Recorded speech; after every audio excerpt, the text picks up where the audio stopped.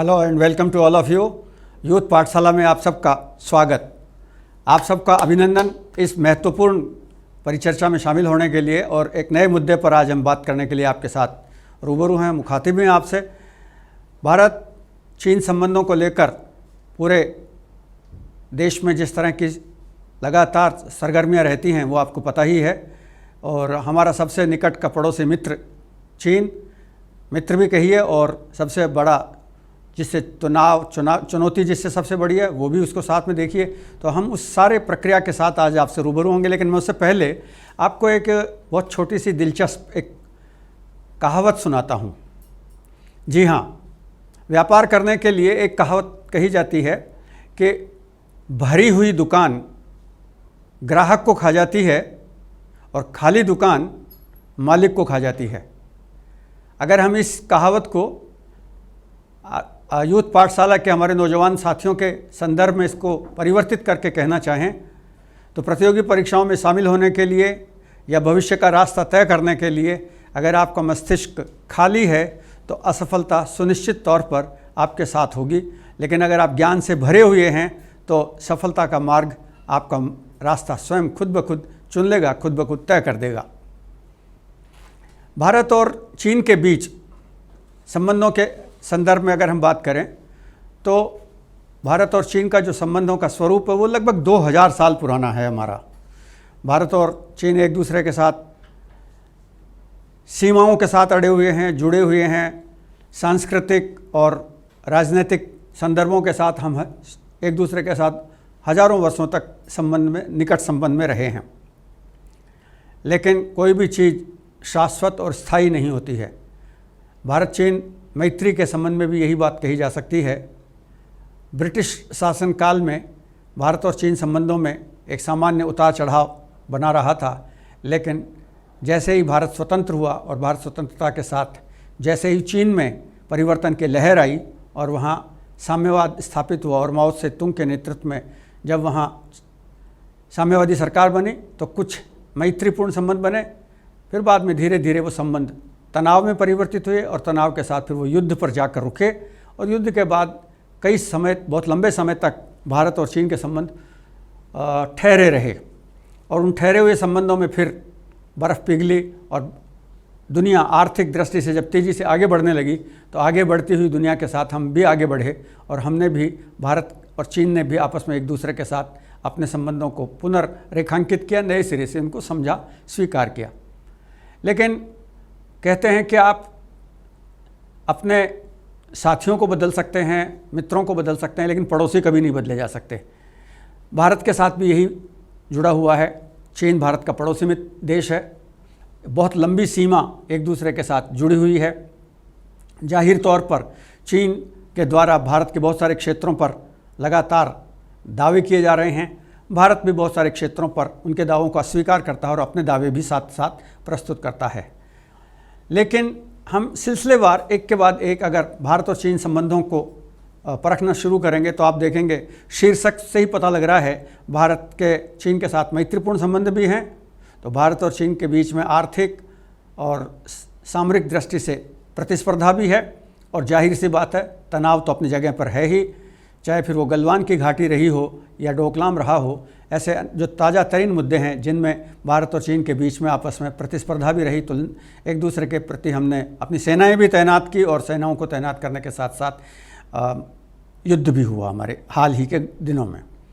लेकिन प्रधानमंत्री नरेंद्र मोदी के आगमन के बाद भारत चीन संबंधों में एक गर्माहट भी आई है।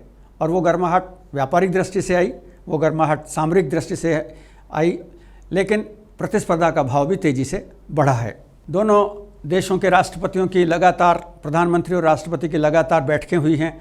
चीन के राष्ट्रपति और भारत के प्रधानमंत्री अंतर्राष्ट्रीय मंचों के साथ साथ दोनों ने एक दूसरे के देशों की यात्राएं की, निकट संबंध बने, पुरजोर संबंधों के साथ समझौते भी हुए। लेकिन क्या कारण है कि ये सब कुछ होने के बाद भी दोनों देशों के संबंधों में वैसी गर्माहट नहीं है जैसी गर्माहट होनी चाहिए थी। और बीच बीच में उनमें तनावपूर्ण संबंध बढ़ते जा रहे हैं। अभी हाल ही में एक रिपोर्ट भी प्रकाशित हुई है जिसमें कहा गया है कि चीन अपनी आक्रामकता की नीति के कारण और हथियारों पर अपना रक्षा बजट को बढ़ाने के कारण भारत के लिए चिंता का सबक भी बनता जा रहा है। भारत ने अपने तौर तरीक़ों से चीन का मुकाबला किया, चीन को जवाब भी दिया, लेकिन चीन के साथ साथ जो संबंधों की गर्माहट है और संबंधों की जो ऊष्मा जैसी बननी चाहिए थी, जितना बड़ा व्यापार हम चीन के साथ कर रहे हैं, वो चीन को फिर भी स्पष्ट तौर पर संतुष्ट नहीं करता है। जबकि हालत यह है कि हम आर्थिक दृष्टि से अगर बात करें तो आयात निर्यात का जो व्यापार है, उस व्यापार में चीन की तरफ व्यापार झुका हुआ है, यानी हम भारत से निर्यात कम करते हैं और वहाँ से आयात अधिक कर रहे हैं। ये जो घटने वाला व्यापार है, हमारे घाटे का जो व्यापार है, यह हमारे लिए अनुकूल नहीं माना जा सकता।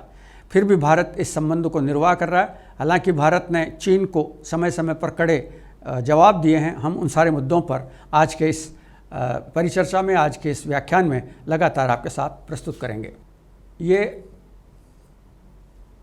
3488 किलोमीटर जो लंबा बॉर्डर है, वो भारत और चीन के बीच में संबंधों के दृष्टि से बहुत महत्वपूर्ण है। और ये जो संबंधों की दृष्टि से महत्वपूर्ण है, यही सबसे बड़ा कारण भी है। चीन की आक्रामक नीति न केवल भारत के प्रति, बल्कि भारत के साथ साथ चीन दूसरे मुल्कों के प्रति भी इसी तरह के रवैये को अपनाए हुए है।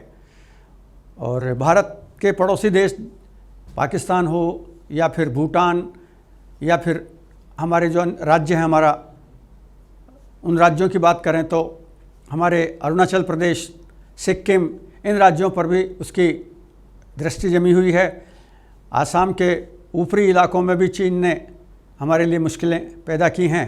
पाक अधिकृत जो कश्मीर है, वहाँ पर भी चीन ने अपने मंसूबे जाहिर किए हैं। तो यह हमारे लिए लगातार एक कठिन स्थिति बनी हुई है। हालांकि अब भारत 1962 वाला भारत नहीं है।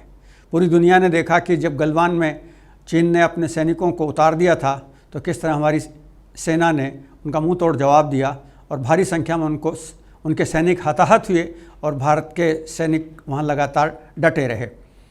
भारत ने अपने आप को अपडेट किया। भारत की जो सेनाएं हैं, उन्होंने मौसम के अनुकूल अपने आप को तैयार कर लिया है और उन परिस्थितियों के कारण भारत और चीन के बीच अब वो पहले वाला दृश्य नहीं बचा है। भारत अंतर्राष्ट्रीय स्तर पर भी मजबूती के साथ खड़ा हुआ है और बहुत सारे देश भारत के साथ मैत्री को लेकर आतुर रहते हैं, क्योंकि भारत ने सामरिक, आर्थिक दृष्टि से अपने आप को बहुत मजबूत बना लिया है। भारत और चाइना का जो संदर्भ है, वो अंतर्राष्ट्रीय अगर आप स्वरूप देखेंगे तो चाइना लगातार अपने पड़ोसी देशों के साथ भी इसी तरह का व्यवहार कर रहा है, जैसा व्यवहार वो हमारे साथ कर रहा था। तो हमें ये सावधानी बरतने की आवश्यकता है कि चीन और भारत के बीच होने वाले संबंधों को हमें बराबर रूप से सावधान रहकर काम करने की आवश्यकता होगी। भारत और चीन के संबंधों की अगर आप बात करें तो आप देखेंगे कि चीन में जैसे भारतवर्ष में राजशाही थी, वैसे चीन में भी राजशाही थी। लेकिन एशिया के जो दोनों प्रमुख महादेश हैं, इनकी दो महत्वपूर्ण अनेक विशेषताएं हैं। दोनों प्रमुख अर्थव्यवस्थाएं हैं विश्व में। पूरे विश्व में दोनों की जनसंख्या के कारण दोनों का बहुत विस्तार है, महत्वपूर्ण स्थान है। दोनों महाशक्तियां हैं, दोनों परमाणु शक्तियां हैं। तो चीन 1 अक्टूबर 1949 को जब लोक गणराज्य के रूप में या साम्यवादी देश के रूप में स्थापित हुआ, उससे 2000 वर्ष पहले से ही भारत और चीन के साथ संबंध बने हुए थे। लेकिन जब साम्यवादी देश बना, तब भी भारत ने उसमें कोई विरोध नहीं किया। भारत पहला देश था जिसने अपने पड़ोसी देश को मान्यता दी और कम्युनिस्ट वहाँ की जो सरकार थी उसे मान्यता दी।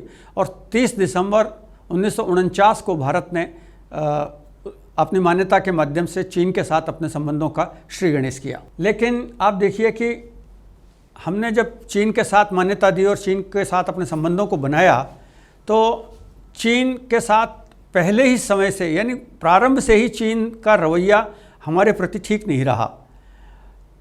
तिब्बत पहली समस्या के रूप में सामने उभरा। 1950 में चीन ने सैनिक कार्यवाही की और सैनिक कार्यवाही करके और तिब्बत को अपने नियंत्रण में कर लिया।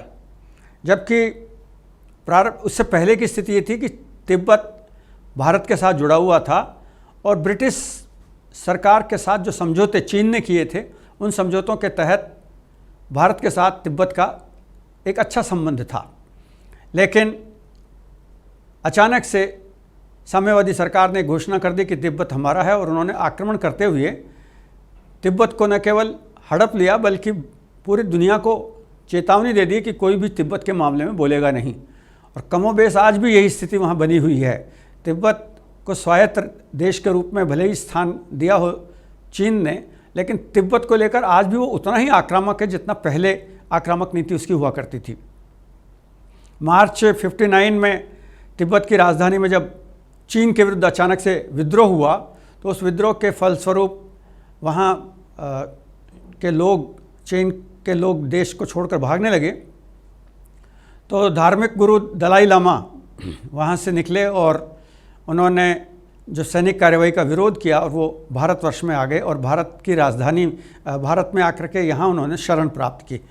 जो शरण उन्होंने ले ली तो उससे चीन को बहुत अधिक संकट हुआ और भारत चीन संबंधों में तनाव भी आ गया। उसके कारण चीन को ये बात नागवार गुजरी कि तिब्बत के अंदर विद्रोह होने के बाद दलाई लामा को वो अरेस्ट करना चाह रहे थे और दलाई लामा को अरेस्ट करके एक तरह से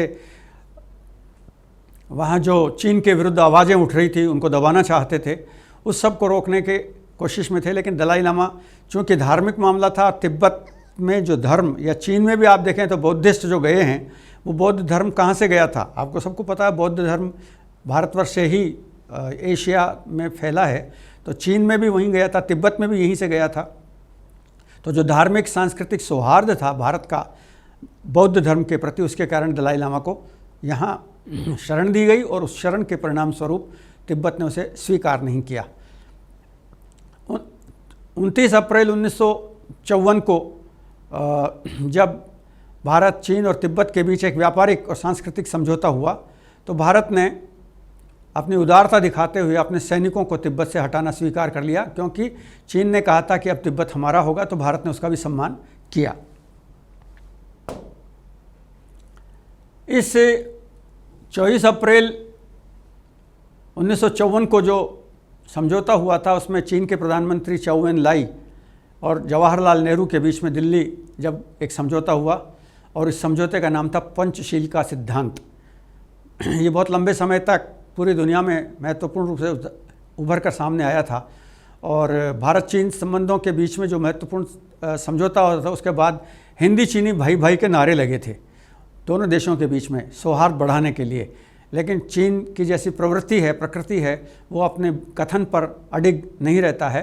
हालांकि जो 5 महत्वपूर्ण समझौते हुए उसमें कहा गया था कि दोनों देश एक दूसरे की क्षेत्रीय अखंडता और संप्रभुता का सम्मान करेंगे, लेकिन चीन ने कई बार उससे पीछा हटा और कई बार भारत पर कुदृष्टि डाली। उसने एक दूसरे पर आक्रमण नहीं करेंगे, इस सिद्धांत के हिसाब से आक्रमण नहीं करना था। लेकिन आप देखिए, आपको याद होगा 1962 में चीन ने भारत पर न केवल आक्रमण किया बल्कि भारत की हज़ारों किलोमीटर ज़मीन कब्जा कर लिया उस पर। एक दूसरे के आंतरिक मामलों पर हस्तक्षेप नहीं करेंगे, समानता का परस्पर लाभ पहुंचाएंगे और शांतिपूर्ण से अस्तित्व की बात करेंगे। ये पंचशील का सिद्धांत कहलाया था और भारत ने इस पंचशील के सिद्धांत को यहाँ से उठाकर गुटनिरपेक्ष जो सम्मेलन तैयार हुआ था और गुटनिरपेक्ष जो एक स्वरूप बना था उसमें भारत ने इस पंचशील के सिद्धांत को स्थापित किया और दुनिया भर के लोगों ने इसको पसंद किया। लेकिन चीन अपने इरादों से इसको लगातार ध्वस्त करता रहा और यह समझौता कागजों में बनकर रह गया और अंततोगत्वा इसका कोई महत्व नहीं रहा। भारत और चीन के बीच में जो लगातार विवाद है, इस नक्शे से आप अच्छी तरह समझ सकते हैं और आप देख सकते हैं कि किस तरह से पाक अधिकृत कश्मीर से लेकर हम भारत की बात करें तो ये पूरा जो बॉर्डर है सेंट्रल सेक्टर होते हुए भूटान, अरुणाचल प्रदेश और फिर नीचे जाएंगे तो हम यहाँ मैकमोहन लाइन आ जाती है और यहाँ से होते हुए आसाम तक जब हम आगे बढ़ते हैं उधर, तो चाइना लगातार भारत को धमकी देता रहा और लगातार उन मुद्दों को उठाता रहा जिनका कि वजूद नहीं था। लेकिन चूंकि चीन ने सीमा पर लगातार पाकिस्तान के साथ साठगांठ की, फिर चीन ने हमारे जो पड़ोसी देश हैं नेपाल, उनके साथ साठगांठ की और इस तरह भारत के साथ लगातार उसको प्रयास करता रहा। 1953 में चीन ने असंख्य मानचित्र जारी किए और लगातार ये दावा किया कि हम जो सीमा है उस सीमा को नहीं मानते और अंग्रेज़ों के साथ जो संबंध हुआ था उस संबंध को भी स्वीकार नहीं करते हैं और यहीं से विवाद प्रारंभ हुआ भारत और चीन के बीच। भारत चीन विवाद की जो शुरुआत है वो मूलतः मुख्य रूप से मैकमोहन रेखा के नाम से जो जानी जाती है। जो भारत और चीन के बीच में जो विभाजक रेखा है वो मैकमोहन रेखा के नाम से प्रसिद्ध है वो। और भारत चीन के बीच में लगभग 2000 किलोमीटर की जो लंबी सीमा है उसमें भूटान का एक हिस्सा शामिल है, उत्तर प्रदेश यानी जिसको आज उत्तराखंड कहते हैं हम, उत्तराखंड, पंजाब और हिमाचल के कुछ हिस्से इसमें शामिल हैं।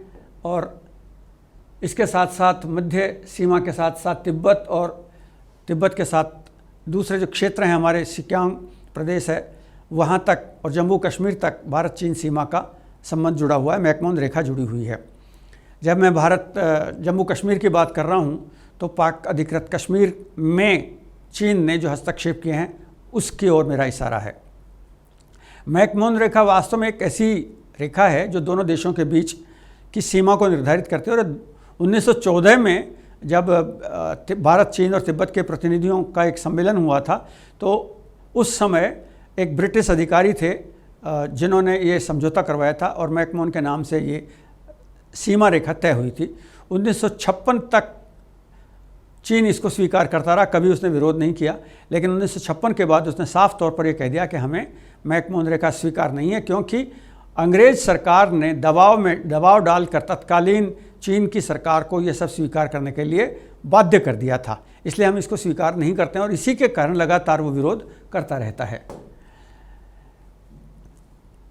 हम सब जानते हैं 20 अक्टूबर 1962 को वह काला दिन था जब चाइना ने भारत पर आक्रमण किया और आक्रमण करने के साथ साथ लगातार हम पर हमारे सीमाओं पर अतिक्रमण किया और भारत को एक अपमानजनक पराजय का भी सामना करना पड़ा था। चीन ने हमारी हज़ारों किलोमीटर ज़मीन पर कब्जा किया और फिर चीन ने खुद एक तरफा लगभग एक महीने बाद 21 नवंबर 1962 को युद्ध समाप्त करने की घोषणा कर दी।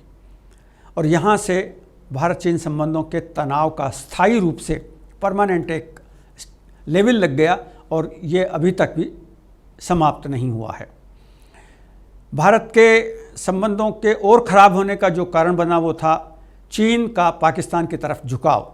1947 में जब भारत का विभाजन हुआ और जब पाकिस्तान अलग हुआ उसके बाद से ही चीन इस कोशिश में था कि वो पाकिस्तान पर अपना वर्चस्व और प्रभुत्व स्थापित करे और इसी वर्चस्व और प्रभुत्व को कारण उन्होंने लगातार सहयोग किया। तो चीन ने पाकिस्तान के परमाणु हथियारों और मिसाइलों का भी समर्थन किया और चोरी छिपे उनको सहायता भी प्रदान की। जो दूसरे विवादास्पद मुद्दे हमारे साथ रहे लगातार, उन मुद्दों में अगर हम बात करें तो दक्षिण चीन सागर, वो क्षेत्र जहाँ पर प्रशांत महासागर से जो जुड़ता है, वहाँ चीन ने एक आर्टिफिशियल अपना लैंड बनाया, आइलैंड, और उस पर मिलिट्री इंफ्रास्ट्रक्चर डेवलप किया, हेलीपैड डेवलप किया, कम्युनिकेशन और कंक्रीट का प्लांट तैयार किया। और इस तरह चीन उस जगह पर अपने आप को स्थापित करने में लगा रहा। हालांकि अमेरिका, भारत के साथ साथ अमेरिका भी इसका विरोध करता रहा और अमेरिका ने कहा कि भारत और चीन के बीच जो चीन सागर है वो भले ही विवादास्पद हो लेकिन अमेरिका उसको स्वीकार नहीं करता है। अंतर्राष्ट्रीय न्यायाधिकरण तक ये मामला गया और चीन सागर में जो फिलीपींस का जो पर एक द्वीप जो था उस पर अंतर्राष्ट्रीय न्यायालय ने चीन के अधिकार को नहीं माना। यानी जो भारत का वर्जन था और जो भारत जिस बात के लिए लगातार कह रहा था उस बात को अंतर्राष्ट्रीय न्यायालय द्वारा भी स्वीकार किया गया। लेकिन चीन पर इस बात का कोई प्रभाव नहीं पड़ा और चीन लगातार दूसरे हिंद महासागर के दूसरे क्षेत्रों पर अपने दावे करता रहा और नए नए आइलैंड वो बनाता चला गया। चीन के साथ जो हमारे संबंध रहे उन संबंधों में पाकिस्तान ने भी आग लगाने का काम किया। दरअसल में पाकिस्तान की जो अर्थव्यवस्था है वो बहुत कमज़ोर और बहुत ढीली है और पाकिस्तान अपने आप में आर्थिक दृष्टि से एक बेहद कमज़ोर और पिछड़ा हुआ देश गिना जाता है। इसलिए पाकिस्तान को किसी न किसी की सहायता की आवश्यकता थी। तो भारत का विरोध करने के लिए अपना सब कुछ दांव पर लगा करके भी पाकिस्तान ने चीन के साथ अपने संबंध बनाए और इन संबंधों के कारण भारत और चीन के बीच में और तनाव बढ़ा। चीन ने भारत तक पहुंचने के लिए और भारत से दूसरे देशों तक पहुंचने के लिए पाक अधिकृत कश्मीर तक अपना आर्थिक गलियारा बनाया, जहां उसने समुद्री इलाकों पर, समुद्री क्षेत्रों पर अपने अड्डे बनाए। वहीं साथ साथ उसने पाक अधिकृत कश्मीर तक रेल लाइन का भी डेवलपमेंट किया।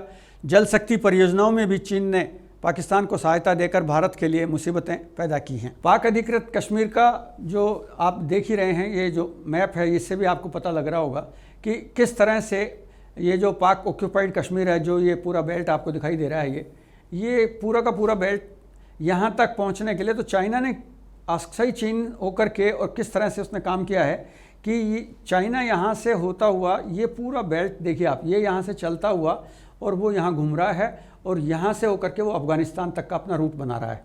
तो यहाँ उन्होंने आर्थिक गलियारे को डेवलप किया है और ये जो पूरा बेल्ट है, यहाँ रोड बना रहे हैं, वो बना लिया रोड उन्होंने, और इसके साथ साथ रेलवे लाइन का भी पूरा का पूरा एक जाल उन्होंने बिछा दिया है यहाँ पर। तो इस तरह अब अगर आप बात करें तो ये पाक ऑक्यूपाइड कश्मीर, भले ही पाकिस्तान अपने दावे के बारे में बात कर रहा हो, लेकिन मूलतः अगर आप देखेंगे तो ये भारतवर्ष का ही हिस्सा है, क्योंकि जम्मू कश्मीर भारत का हिस्सा है और जम्मू कश्मीर के कारण ही ये सारी स्थिति बनी है। तो ये जो रेल लाइन आप वहाँ देख रहे हैं, ये रेल लाइन पाकिस्तान ने बनाई और पाकिस्तान के माध्यम से उस इलाके में उन्होंने एक तरह से भारत के लिए चुनौती खड़ी करने की कोशिश की। पाक अधिकृत कश्मीर होते हुए काशगर और ग्वादर कॉरिडोर का निर्माण चीन के द्वारा किया गया और इस तरह से बहुत सारे मुद्दे हैं, जिन सीमा विवाद हैं, जिनको लेकर के भारत और पाकिस्तान के बीच लगातार तनाव बना रहा। लेकिन एक मज़ेदार बात, जैसे इसके टाइटल में भी हमने शुरू में कहा था आपसे कि भारत चीन के जो संबंध हैं वो उस त्रिवेणी पर चल रहे हैं, जिस त्रिवेणी में 3 महत्वपूर्ण बातें हैं। तनाव भी है, प्रतिस्पर्धा भी है और मैत्री भी है। और इसीलिए भारत और चीन के बीच व्यापार भी और आर्थिक सहयोग भी इस समय हम देख रहे हैं, क्योंकि भारत और चीन के मध्य जो आर्थिक सहयोग है वो इस समय विश्व में सबसे अधिक बड़ा सहयोग हमारा ही उभर कर सामने आया है। हालांकि झुकाव उसका चीन की तरफ है, लेकिन हमारी भी अपनी कुछ आर्थिक हमारे दबाव हैं, जिनके कारण हम चीन के साथ जुड़े हुए हैं, क्योंकि चीन से आने वाले सामान की व्यापार की लागत कम है और भारतवर्ष में जो तकनीकी तौर पर विकास करने का काम है उसमें उस सामग्री की बहुत अधिक आवश्यकता होती है। चीन को भी हमसे बहुत सारी सामग्री की आवश्यकता होती है, दवाओं की आवश्यकता है, खाद्यान्नों की आवश्यकता, बहुत सारी चीज़ें हम भी यहाँ से निर्यात कर रहे हैं। लेकिन आर्थिक दृष्टि से अगर आप भारत और चीन के संबंधों पर बात करेंगे तो आप देखेंगे कि भारत चीन के व्यापार का जो झुकाव है, यानी आर्थिक दृष्टि से वो चीन की तरफ अधिक है, भारत की तरफ उसका झुकाव कम है। यानी भारत से निर्यात कम हो रहा है और भारत में चीन से आयात अधिक हो रहा है। भारत चीन के अगर वो आर्थिक कॉरिडोर की जब हम बात कर रहे हैं तो देखिए 2021 में चीन के साथ भारत ने जो व्यापार किया था उसमें 100 बिलियन अमेरिकी डॉलर के आंकड़े को पार कर गया है ये। यानी अद्भुत रूप से दोनों देशों के बीच में आर्थिक जो संबंध हैं वो महत्वपूर्ण दौर में जा पहुँचे। लेकिन जितना डेवलपमेंट होना चाहिए था उतने डेवलपमेंट की स्थिति नहीं है। चीन में आयात का रिकॉर्ड 100 बिलियन अमेरिकी डॉलर के करीब पहुंच गया है, जो चीन की वस्तुओं और विशेष रूप से मशीनरी के निरंतर मांग को रेखांकित करता है।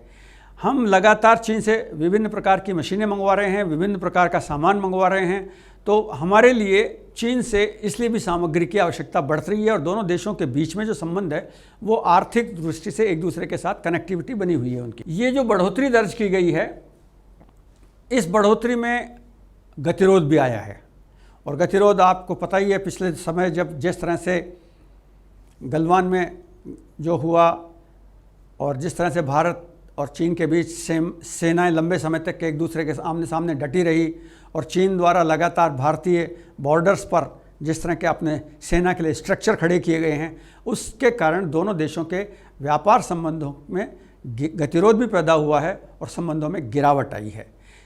चीन को भारत का जो निर्यात है, उस निर्यात में अगर आप बात करेंगे तो हाल के वर्षों में चीन को भारत से निर्यात में लोहा, अयस्क, कपास और अन्य जो सामग्री है वो हम भेज रहे हैं और चीन में पिछले समय के मुकाबले में इन वस्तुओं की जो मांग है उसमें सुधार आया है।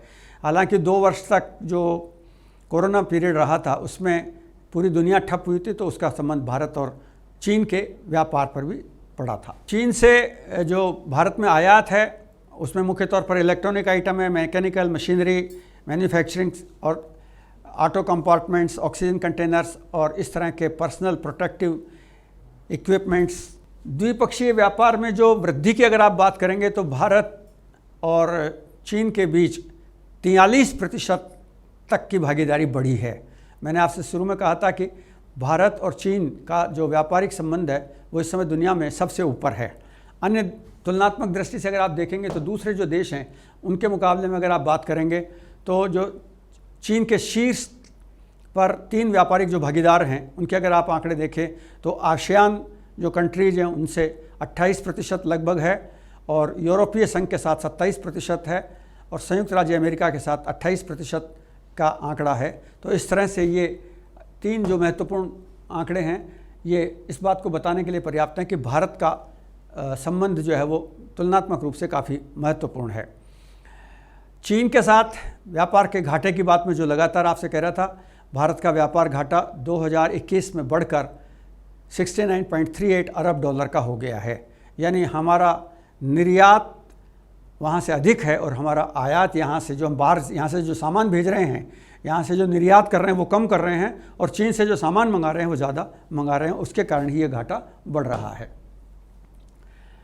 भारत 1 दशक से अधिक हो गया चीन के साथ हमारा व्यापार लगातार घाटा बढ़ रहा है, और इसकी हमें चिंता भी है।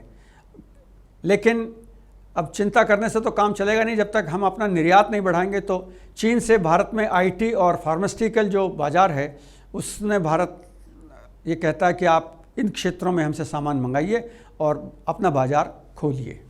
किसी भी देश के आर्थिक दृष्टि से अगर आप बात करें तो कुल आयात और निर्यात में जब संतुलन रहता है तब तो बैलेंस का मामला रहता है, लेकिन जब ये संतुलन बिगड़ता है तो स्थिति बिगड़ती है। तो भारत के खिलाफ एक तरह से वातावरण बन गया व्यापार में, और भारत आर्थिक दृष्टि से यहाँ से निर्यात कम हो रहा है और आयात अधिक कर रहा है। तो भारत ने कुछ कदम उठाए हैं उनको संतुलित करने के लिए। उनमें आपको पता ही होगा, चीन के जो ऐप्स थे उन पर रोक लगाई गई, और चीन से जो आने वाली जो निवेश है, इन्वेस्टिगेशन जो भारत में हो रहा था उस पर सख्ती बरती गई। और इसके साथ ही भारत सरकार ने हाल ही में चीन की कंपनियों को 5G का जो टेस्ट करना था उससे बाहर रखने का निर्णय लिया, और इस तरह से एक प्रकार से कहें तो हमने चीन पर अपना दबाव बनाने की कोशिश की है। और ये जो दबाव है हमारा, ये लगातार हमें चीन पर हम बना रहे हैं, तो उसका प्रभाव भी पड़ने लगा और चीन को भी उसका असर समझ में आने लगा है। सरकार ने हाल ही में चीन से टायर मंगाने बंद कर दिए हैं, और साथ ही घरेलू कंपनियों के जो अवसरवादी अधिग्रहण पर जो चीन लगातार इस पर काम कर रहा था उस पर भी अंकुश लगाया है। और भारत की थल सेना ने सीमा पर भी, सीमा साझा करने वाले देशों के साथ भी अपने संबंधों को महत्वपूर्ण ढंग से प्रभावित किया है, और विदेशी निवेश के लिए पूर्व मंजूरी अनिवार्य कर दी है। यानी पहले ये फ्री किया हुआ था, लेकिन अब ये कह दिया कि विदेश से आने वाला कोई भी इन्वेस्टमेंट होगा तो हम उसको पहले जांचेंगे और देखेंगे। FDI पर चीन की प्रत्यक्ष विदेश भागीदारी को सीमित करना इसका बेसिक ऑब्जेक्ट था। तो इस तरह से हमने एक्टिव फार्मास्यूटिकल जो एरियाज हैं उनमें भी देखिए, फार्मास्यूटिकल इंडस्ट्री में हमने इस पर रोक लगाया हमने, और इसके साथ साथ हमने इंटीग्रेटेड APIs के माध्यम से चीन पर जो निर्भरता थी उसको भी कम करने की कोशिश की है। 2020 में हमने एक पैकेज को मंजूरी दी जिसमें देश में थोक दवाओं और चिकित्सा उपकरणों का घरेलू उत्पाद बढ़ाया और उसको 13,700 करोड़ 60 तक पहुंचाने की काम किया। इसमें 4 परियोजनाएं महत्वपूर्ण थी। वर्ष 2020 में वाणिज्य उद्योग मंत्रालय ने भी वैश्विक आपूर्ति बनाने के लिए काम करना शुरू किया, और आयात बिलों में कटौती के लिए 12 क्षेत्रों को भी पहचाना गया। यानी हम इंडस्ट्री, यानी चीन से जो सामान आ रहा है उसमें कहाँ कहाँ कटौती कर सकते हैं उसको भी लिस्टिंग किया गया है। जिन चीज़ों को रोका गया है उनमें महत्वपूर्ण बात में खाद्य प्रसंस्करण है, जैविक खेती, लोहा, एल्यूमिनियम, तांबा, एग्रीकल्चर से रिलेटेड जो केमिकल्स हैं वो, इलेक्ट्रॉनिक आइटम्स की बात हमने उनको कम किया है, औद्योगिक मशीनरी को कम किया है, फर्नीचर, चमड़ा, जूते, ऑटो पार्ट्स, कपड़ा, मास्क, सैनिटाइज़र और वेंटिलेटर, ये चीज़ें भारत ने अपने यहाँ बनाने को प्राथमिकता दी, और हमारी इंडस्ट्री को ग्रो अप करने के लिए हमने बाहर से और ख़ासतौर पर चीन से इन सामानों को मंगाने पर बैन लगाना शुरू किया, या रोक लगानी शुरू की है, ताकि आर्थिक घाटे का जो व्यापार का जो संदर्भ है वो भारत के पक्ष में धीरे धीरे अनुकूल बनना शुरू हो।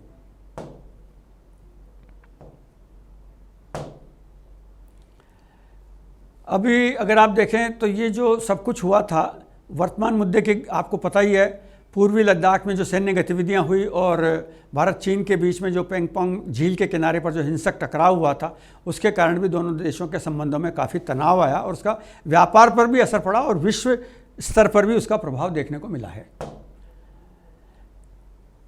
भारी संख्या में वहाँ दोनों देशों के सैनिक तनाव एकत्रित हो गए थे और वो लगभग 6 महीने से ज़्यादा समय तक उस बर्फीले इलाके में तैनात रहे। चीन के सैनिकों को हताहत होना पड़ा वहाँ। जब चीन के सैनिकों ने भारतीय सीमा में घुसपैठ करने की कोशिश की तो भारत की सेना ने मुंह तोड़ जवाब दिया और उस तरह से चीन को नुकसान भी हुआ। वहाँ चीन के करीब 45-46 सैनिक मारे गए थे। 12 जनवरी 2022 को जब दोनों पक्षों की 14वें कमांडर दौर की बातचीत हुई, उसके बाद थोड़ा गतिरोध रुका है और फिर तनाव कम होने लगा और फिर सेनाओं को, दोनों देशों की सेनाओं को धीरे धीरे वापस पीछे हटने के लिए कहा गया। जो नया सीमा कानून बनाया गया उसमें चीन ने एक तरह से अपने पड़ोसी राज्यों पर भी एक तरह की उसको हुकूमत को चलाने की कोशिश की है। भू सीमाओं पर चीन ने एक नया कानून लागू कर दिया, इसके कारण भी थोड़ा तनाव बढ़ा है। और इस कानून में अन्य बातों के अलावा चीन की भूमि सीमा मामलों पर संधियों का पालन करता है और संयुक्त रूप से अन्य देशों के द्वारा भी उसे स्वीकार किया जाएगा, ये उसमें नाम उन्होंने दबाव डाला, जिसे भारत ने स्वीकार नहीं किया। अरुणाचल प्रदेश का मामला जैसे हम चर्चा कर चुके हैं, सिक्किम और अरुणाचल प्रदेश पर चीन लगातार दावे करता रहा है। भारत ने कहा कि ये हमारा आंतरिक मामला है, ये हमारा राज्य है, आप इसमें हस्तक्षेप नहीं कर सकते हैं। लेकिन चीन रुका नहीं। चीन ने अरुणाचल प्रदेश के भारतीय हिस्से के कुछ क्षेत्रों के नाम भी अपनी भाषा में बदले, उनके नामकरण परिवर्तित किए और उनके नाम बदलने को भारत ने अंतर्राष्ट्रीय स्तर पर उसका विरोध किया और चीन के इस कदम की कड़ी निंदा भी की और ये भी कह दिया कि आप नाम बदलें या कुछ भी करें, इससे आपके अधिकार क्षेत्र में ये कोई अरुणाचल प्रदेश या सिक्किम का कोई हिस्सा आपको नहीं सौंपा जा सकता और न ये आपके अधिकार क्षेत्र में दिया जाएगा। पेंगपोंग झील पर भी पाया गया कि चीन ने एक नया पुल बनाया और झील के उत्तर और दक्षिण के किनारों के बीच में एक नियंत्रण रेखा के करीब सैनिकों की तेज़ी से तैनाती की है। इसके कारण भी भारत को भी अपनी सेना वहाँ भेजनी पड़ी और दोनों देशों के बीच में फिर सेनाएं आमने सामने वहाँ पहुँची हैं। भारत और चीन के बीच में यद्यपि ये तुलनात्मक रूप से अगर आप बात करें तो व्यापार, मैत्री, तनाव के संबंध हैं, लेकिन इसके बावजूद अगर आप देखें तो आगे की राह जो है उसको भी समझना आवश्यक है कि भारत और चीन के रिश्तों में आगे क्या स्वरूप बनने जा रहा है। आगे की अगर आप बात करेंगे तो चीन जहां सामरिक दृष्टि से और आर्थिक दृष्टि से भारत से आगे, काफ़ी आगे है, अब भारत ने भी रफ्तार पकड़नी शुरू कर दी है और चीन के उत्पादों पर भारत धीरे धीरे अपनी निर्भरता को कम करके आयात विश्लेषण करने लगा है और यही चीन की सबसे बड़ी चिंता है। आज का जो विश्व है वो, आप आज के विश्व में हथियारों से कोई युद्ध नहीं जीत सकते हैं। हथियारों से युद्ध जीतने का आपका काम नहीं चलेगा आपका, क्योंकि आज पूरी दुनिया सिमट कर तकनीकी रूप से एक छोटी सी गोले में, एक छोटे से घेरे में समा गई है। तो हथियार आप देख रहे हैं कि दूसरे देशों से तत्काल मित्र देशों से पहुंच जाते हैं, तो हथियारों से राह आसान होने वाली नहीं है। हाँ, आर्थिक दृष्टि से जरूर ऐसी स्थिति बनती है, तो भारत इस दिशा में सतर्क है और सतर्क होकर इस मामले में लगातार काम करने की कोशिश कर रहा है। आर्थिक रास्ता, भारत ने विकास का रास्ता पकड़ लिया है। आर्थिक जटिलता का जो मॉडल है उसमें भारत ने जो टेक्नोलॉजी है और जो इनोवेशंस हैं उसको भारत ने बहुत बखूबी मजबूती से पकड़ा है और हम तकनीकी विकास भी कर रहे हैं अपना, और इसके साथ साथ नवाचारों पर भी लगातार काम कर रहे हैं। हमने इसका एक रोड मैप भी बनाया, सामरिक दृष्टि से भी हमने अपनी मजबूती की है, व्यापार घाटे को भी हमने संतुलित करने की कोशिश की है। चीन के लिए यही सब तनाव का कारण है। चीन को लग रहा है कि भारत आर्थिक महाशक्ति के रूप में अगर उभर कर सामने आता है तो फिर भारत से मुकाबला करने में उसको कठिनाई होगी।